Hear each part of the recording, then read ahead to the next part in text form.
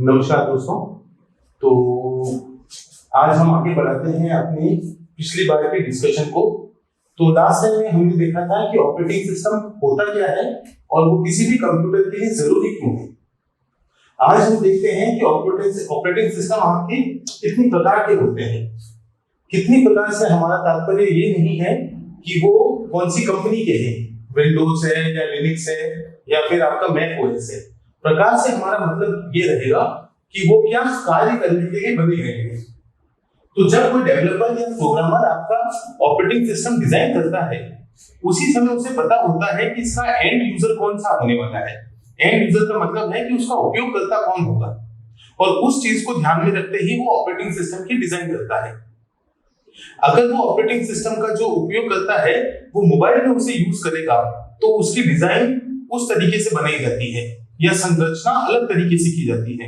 अगर उस डेवलपर को ये पता है कि ये मेन फ्रेम ओएस है, तो वो उस हिसाब से बनाता है क्योंकि वो सुपर कंप्यूटर्स में यूज होगी। तो इसी तरीके से ऑपरेटिंग सिस्टम जो है आपके, ये भिन्न प्रकार के होते हैं और हर एक का अपना अलग कार्य होता है। कुछ ऑपरेटिंग सिस्टम किसी एक पहलू पर ज्यादा ध्यान देते हैं, जबकि दूसरी तरफ कोई दूसरा पहलू है वो किसी और ऑपरेटिंग सिस्टम का खास महत्व रहता है, क्योंकि हर ऑपरेटिंग सिस्टम आपका एक निश्चित काम के लिए बना है। तो जो ऑपरेटिंग सिस्टम्स हम डिस्कस करने वाले हैं इस लेक्चर में, वो आपके कुछ इस तरीके से हैं। Main frame operating system, server operating system, time sharing, multi processing personal computer, real time operating system, embedded OS, smart card OS, network OS और डिस्ट्रीब्यूटेड ओएस। तो ये आपके कुछ ऑपरेटिंग सिस्टम्स हैं जिनको हम डिस्कस करेंगे। और भी क्लासिफिकेशन हो सकते हैं, लेकिन वो बहुत ही ज्यादा गहराई में जाना होगा। तो मोटे तौर पे हम ये मान लेते हैं कि ये अलग अलग भिन्न भिन्न प्रकार के आपके ऑपरेटिंग सिस्टम हैं, जिसमें हर किसी के काम करने का कुछ अलग तरीका है। सबसे पहले हम लेते हैं मेन फ्रेम ओएस को। आपने सुना होगा कुछ सुपर कंप्यूटर्स के बारे में जो हर किसी के पास अवेलेबल नहीं होते, किसी पूरे शहर में आपके एक नहीं पाया जाता। तो भारत की भी बात करें तो यहाँ पर बहुत ही कुछ सुपर कंप्यूटर्स हैं, ठीक है। तो इनमें ये जो ऑपरेटिंग सिस्टम्स होते हैं इन सुपर कंप्यूटर्स में, वो हमारा एंड्रॉइड डिवाइस का जो मोबाइल फोन है, वो आपका ऑपरेटिंग सिस्टम जो यूज करते हैं मोबाइल फोन में, वो वहां पर काम में नहीं आएगा, क्योंकि वहां पर आपको बहुत ही ज्यादा मात्रा में डेटा को हैंडल करना पड़ता है। तो यहाँ पर जो ऑपरेटिंग सिस्टम होगा वो मेन फ्रेम ऑपरेटिंग सिस्टम होता है, जो सुपर कंप्यूटर्स में यूज करते हैं। चाहे आप सुपर कंप्यूटर कह लो या एक बड़े डेटा सेंटर्स होते हैं, जैसे मेरा और आपका जो है वो गूगल का पासवर्ड है या फिर हमारे बैंक के जो पासवर्ड्स हैं, तो ये किसी एक आम कंप्यूटर पे स्टोर नहीं रहते हैं। जो बड़ी बड़ी कंपनीज हैं ये सुपर कंप्यूटर्स पे, डेटा सेंटर्स पे इसको स्टोर करके रखते हैं। जैसे अमेज़न का डेटा सेंटर हो गया, क्लाउड कंप्यूटिंग के बारे में भी आप पढ़ते हैं। तो ये बड़े बड़े डेटा सेंटर्स जो है, डेटा केंद्र हैं, उनमें आपका ये ऑपरेटिंग सिस्टम यूज होता है। इन ऑपरेटिंग सिस्टम की खास बात ये है कि ये संसाधन जो होते हैं, जिनको हम रिसोर्स भी कहते हैं, ये संसाधनों को अच्छी तरीके से हैंडल कर सकते हैं। तो ये जो ऑपरेटिंग सिस्टम होते हैं, ये हजारों जीबी रैम को संभाल सकते हैं, सपोर्ट कर सकते हैं। आज मेरे कंप्यूटर में 4 जीबी रैम है, मैं चाहूँ तो उसको बढ़ा के 8 जीबी कर सकता हूँ, 16 जीबी कर सकता हूँ। उससे ज्यादा रैम या मेमोरी में उसमें ऐड करता हूँ तो वो ऑपरेटिंग सिस्टम उस मेमोरी को सेटिस्फाई या सपोर्ट नहीं कर पाएगा, क्योंकि इससे ज्यादा मैं उसको रीड नहीं कर सकता। पर ये जो ऑपरेटिंग सिस्टम हम सुपर कंप्यूटर या फिर डेटा सेंटर्स में यूज करते हैं, ये हजारों जीबी रैम को सपोर्ट कर सकते हैं। इनमें जो आपके सीपीयू होता है वो बहुत ही ज्यादा पावरफुल होते हैं, मल्टी प्रोसेसिंग या मल्टी कोर सीपीयू से यूज करते हैं। एक जो इनका एग्जांपल रहेगा आपका, वो है आपका batch processing system. Batch processing system, batch processing system का मतलब रहता है आपके कि हम बैचेस बना देते हैं एक जैसे कार्य का। तो हमें कुछ कार्य करते हैं, तो एक जैसे जितने भी कार्य हैं उनका एक बैच बना दिया, और यूजर के बिना हस्तक्षेप के, बिना इंटरवेंशन ऑफ द यूजर, हम क्या करते हैं कि एक के बाद वो सारे कार्य जो है वो हम उनका निष्पादन कर देते हैं, एग्जीक्यूशन कर देते हैं।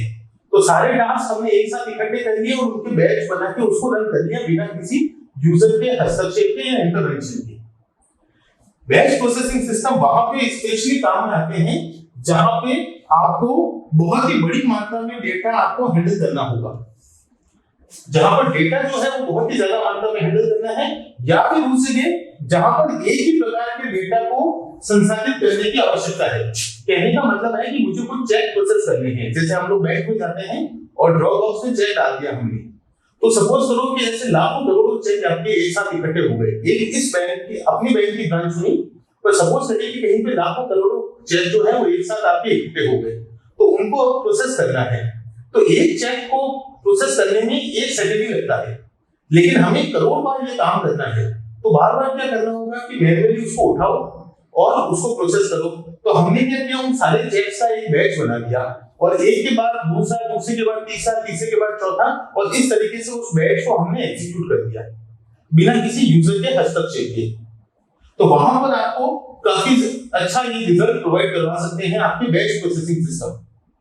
या तो डेटा की मात्रा बहुत ज्यादा हो, जैसे बहुत ही large amount of data handle करना हो, या फिर काम तो बहुत छोटा है लेकिन इतनी ज्यादा बार उसे करना है कि हमें एक ऐसा ऑपरेटिंग सिस्टम की जरूरत पड़ेगी।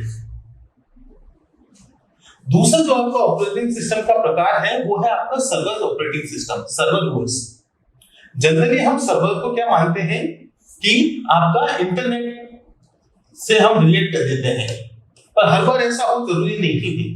अगर वो आपको वेब सर्विस प्रोवाइड करवा रहा है या वेब सेवा प्रोवाइड करवा रहा है तो वो आपका वेब सर्वर हो गया। अगर वो आपको फाइल सेवा प्रोवाइड करवा रहा है, जैसे आपकी ये वैकेंसी है, ये जो भर्ती आएगी उसका सिलेबस आप वेबसाइट से डाउनलोड कर सकते हैं, अपना एडमिट कार्ड वेबसाइट से डाउनलोड कर सकते हैं, तो वो सारा डेटा कहीं ना कहीं स्टोर है, तो वहां से हम उस फाइल को डाउनलोड करते हैं। तो वो आपका कौन सा सर्वर हो गया, फाइल सर्वर, जहां पे सारी फाइल्स स्टोर है। या ऐसा कर सकते हैं हम कि 5-6 कंप्यूटर हमने जोड़ लिए और उन कंप्यूटर्स के बीच में हमने एक कॉमन प्रिंटर लगा दिया, ठीक है, और अब हम क्या कर रहे हैं कि किसी भी कंप्यूटर पे बैठो, आप वहां से उसको प्रिंटर को एक्सेस कर सकते हैं। तो मैं कहीं पे भी बैठा हूं कंप्यूटर में, किसी भी कंप्यूटर पे काम कर रहा हूं, तो उस प्रिंटर से मैं प्रिंट आउट निकाल सकता हूं। तो वो आपको प्रिंट सर्विस प्रोवाइड करवा रहे हैं, इसलिए वो प्रिंट सर्वर हो गया। तो सर्वर जरूरी नहीं है इंटरनेट ही हो, ठीक है, तो वो वेब सर्वर हो सकता है, फाइल सर्वर हो सकता है, या फिर प्रिंट सर्वर हो सकता है। सर्वर ऑपरेटिंग सिस्टम है जो जनरली सर्वर मशीनों पे चलते हैं। एक जो खास बात हम देखते हैं सर्वर ऑपरेटिंग सिस्टम्स में, ये काफी सारे उपयोगकर्ता यूजर्स को जोड़ने की अनुमति प्रोवाइड करते हैं। आज मैं अपने कंप्यूटर को अगर सर्वर बनाता हूं तो 5, 7 या फिर 10 यूजर्स को उसके साथ जोड़ पाऊंगा, उससे ज्यादा नहीं।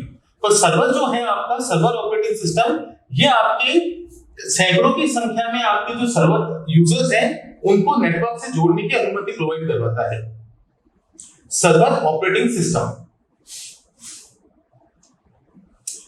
तीसरा जो ओएस है वो है आपका टाइम शेयरिंग ऑपरेटिंग सिस्टम। जैसे नाम से पता चल रहा है, हम सीपीयू का टाइम शेयर करते हैं। आगे भी आप देखेंगे कि हमारे कंप्यूटर सिस्टम में जो सबसे दुर्लभ चीज है, जो सबसे रेयर चीज है, वो कौन सी होती है, आपका सीपीयू का टाइम। क्योंकि ये आसानी से मिलता नहीं है, हमारे पास सीपीयू तो एक ही है और हम वो काम करना चाहते हैं 20, मतलब 20 प्रोसेस हम करना चाहते हैं।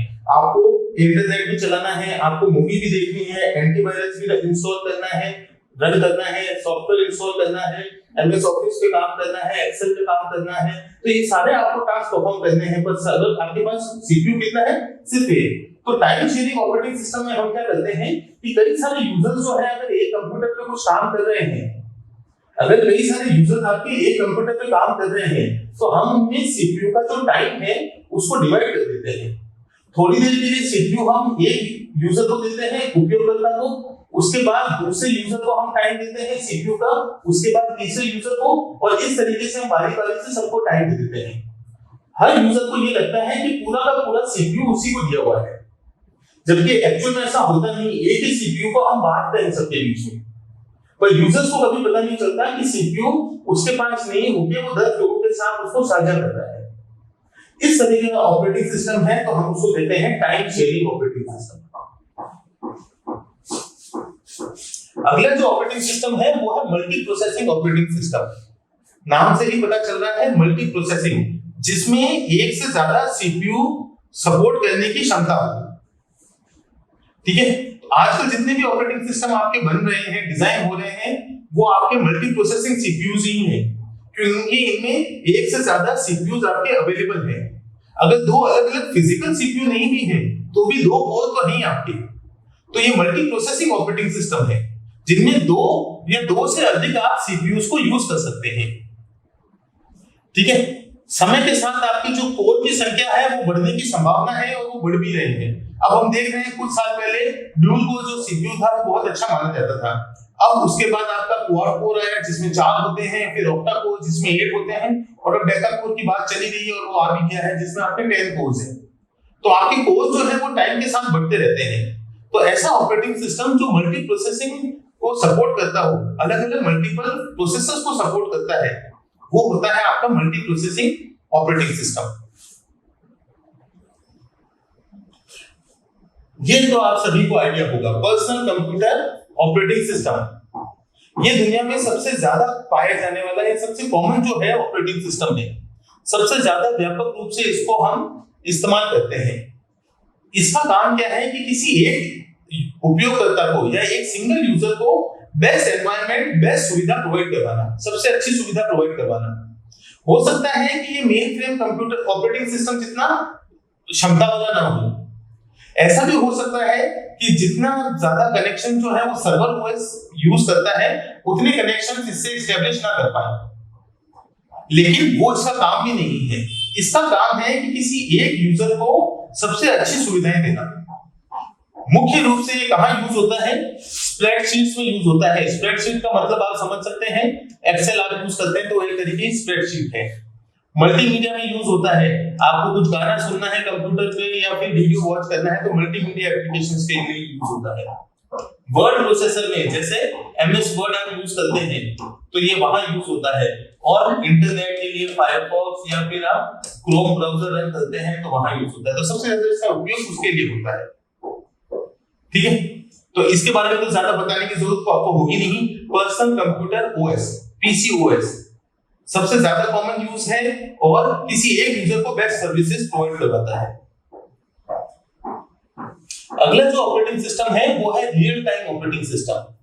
इसकी खास बात ये है कि ये ऑपरेटिंग सिस्टम आपके इस ऑपरेटिंग सिस्टम में आपके समय जो है उसकी बहुत ही इंपॉर्टेंट या महत्वपूर्ण भूमिका रहती है।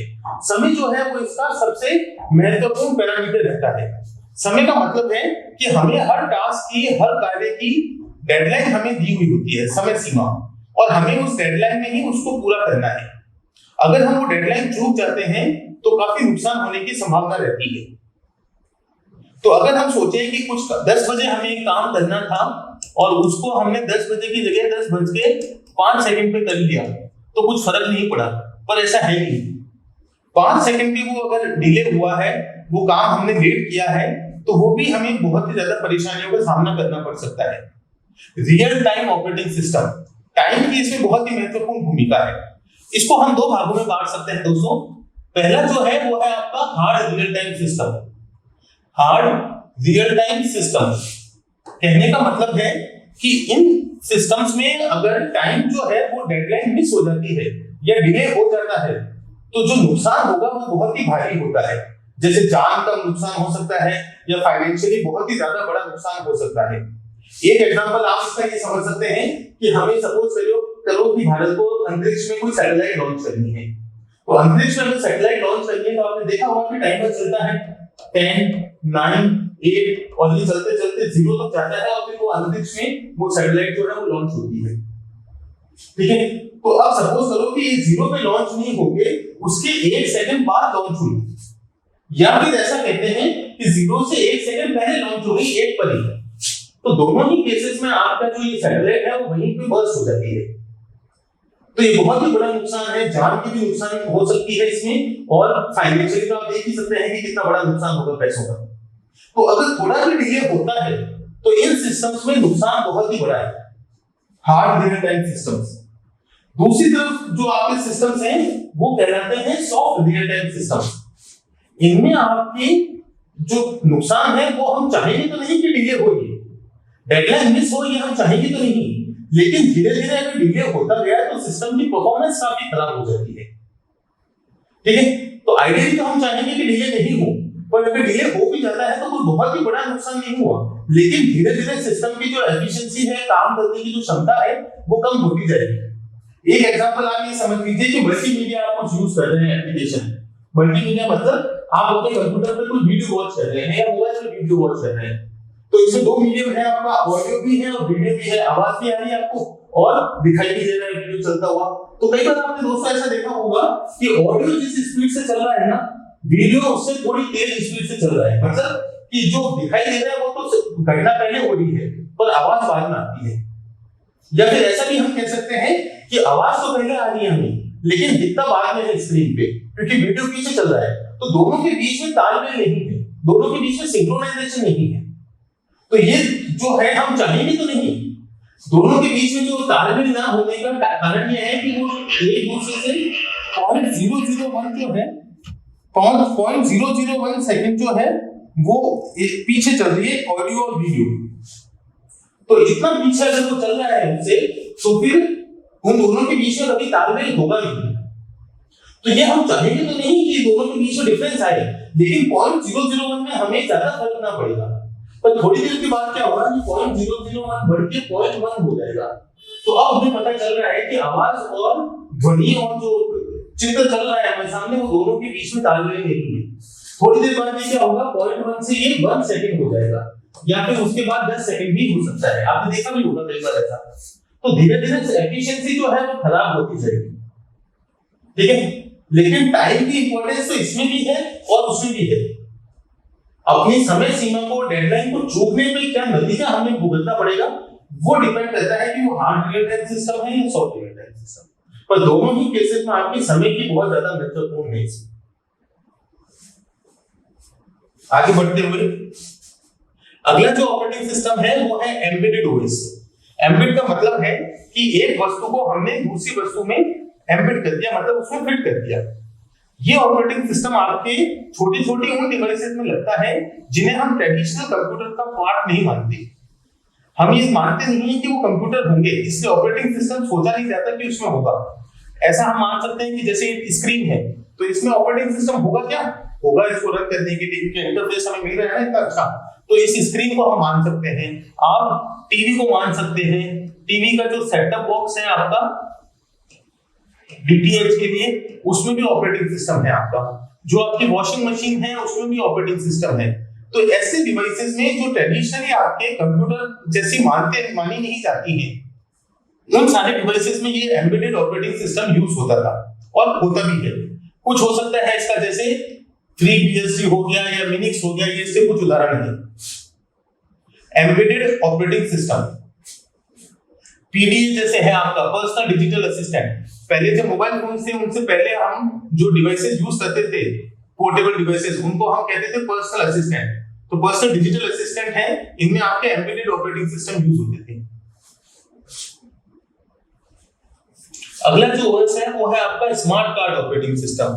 जैसा नाम से ही पता चल रहा है कि ये ऑपरेटिंग सिस्टम जो है वो स्मार्ट कार्ड साइज की जो डिवाइसेस होती हैं उनमें रन होता है। स्मार्ट कार्ड साइज मतलब क्रेडिट कार्ड साइज में।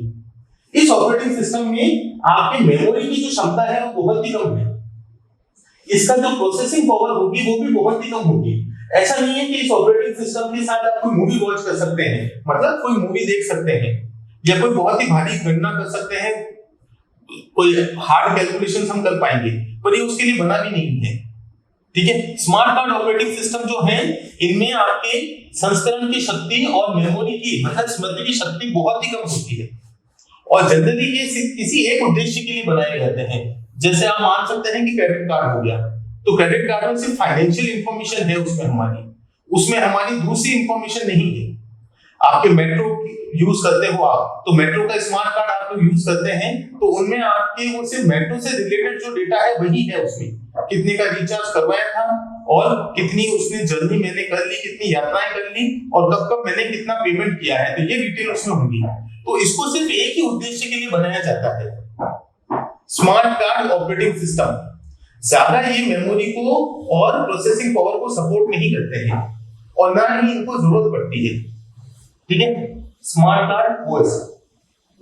अगला जो ऑपरेटिंग सिस्टम है वो है आपका नेटवर्क ऑपरेटिंग सिस्टम।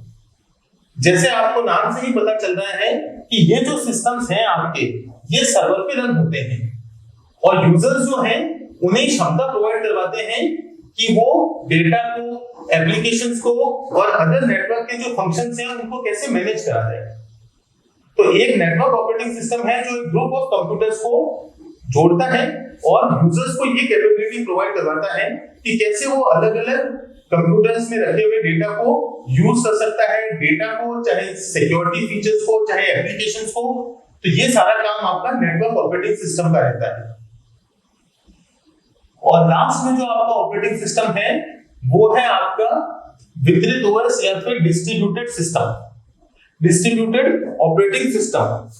इसमें क्या होता है आपका कि 4 कंप्यूटर, सपोज करो कि मैंने एक 4 कंप्यूटर का एक समूह बना दिया, ठीक है। अब ये ऑपरेटिंग सिस्टम में क्या होता है कि हर जो आपका कंप्यूटर है, टर्मिनल है, कंप्यूटर तो अपनी कैसे टर्मिनल है, उसकी अपनी मेमोरी होती है और हर एक टर्मिनल का अपना एक सीपीयू है।